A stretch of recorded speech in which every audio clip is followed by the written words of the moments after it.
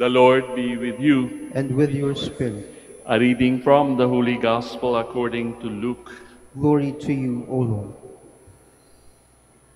While Jesus was going through a field of grain on a Sabbath, his disciples were picking the heads of grain, rubbing them in their hands, and eating them. Some Pharisees said, "Why are you doing what is unlawful on the Sabbath?" Jesus said to them in reply, "Have you not read what David did when he and those who were with him were hungry? How he went into the house of God, took the bread of offering, which only the priests could lawfully eat, ate of it, and shared it with his companions. Then he said to them, 'The Son of Man is Lord of the Sabbath.'" Brothers and sisters, dear friends, the Gospel of the Lord. Praise to you, Lord Jesus Christ. Please be seated. Magandang umaga po sa inyong lahat and welcome to the Minor Basilica of Our Lady of the Holy Rosary of Manaoag. Good morning. Pakibati rin po ang mga tao sa inyong paligid ng isang magandang umaga.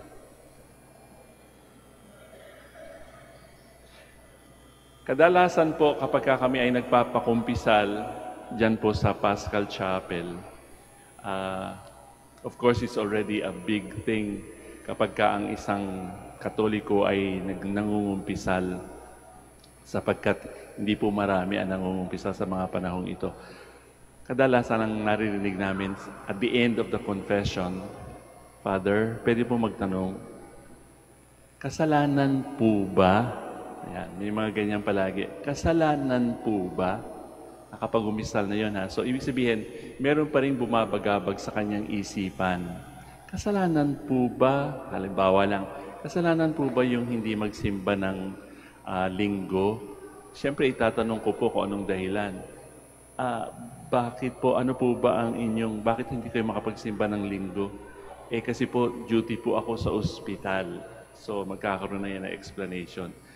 In other words, yung mga ganung bagay, kailangan i-explain, di ba? Kasi sinabi, "Thou shalt keep the Lord's day holy," di ba? So Sunday, kapag ka hindi ka nagsimba, agad ang tumitimo o tumatatak sa isipan ng isang Katoliko ay it's a mortal sin. So parang dahil dyan, nauuna yung kasalanan po ba, Father?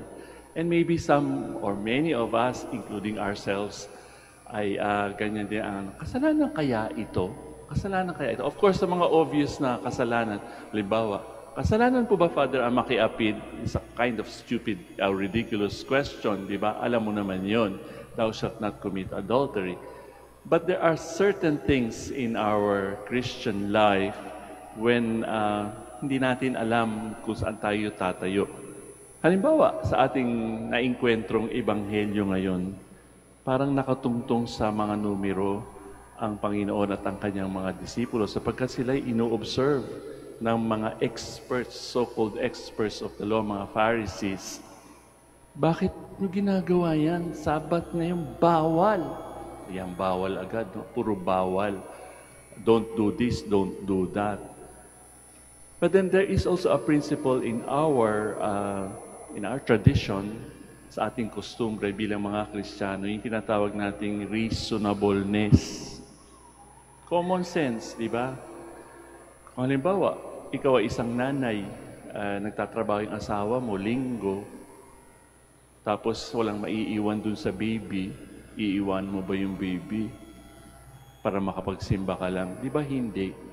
Reasonableness. There is such a thing as epikeia in Greek, sa salitang Griego. Epikeia, reasonableness, reasonable ba? Kasi kailangan naman natin talaga ang mga batas, sabi nga ng Pharisees. Kaso, ang dami nilang kinreate na mga batas na napakahirap sundan. Kaya nga, ano ba, may magagawa ba tayo pagka-Sabat, pagka-rest day? Halimbawa, hindi mo ba pwedeng i-lead yung donkey mo o yung baka mo sa tubig kapag ka-Sunday sapagkat yun ay trabaho? Kasi ang mga Pharisees noong mga unang panahon, meron silang consideration kung ano yung considered work or hindi.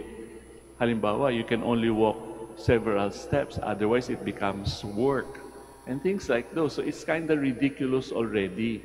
But sometimes ganun din tayo sa pagpapractice natin ng ating relihiyon, di po ba? Nagiging legalistic tayo. We want to follow the letter of the law instead of the spirit of the law.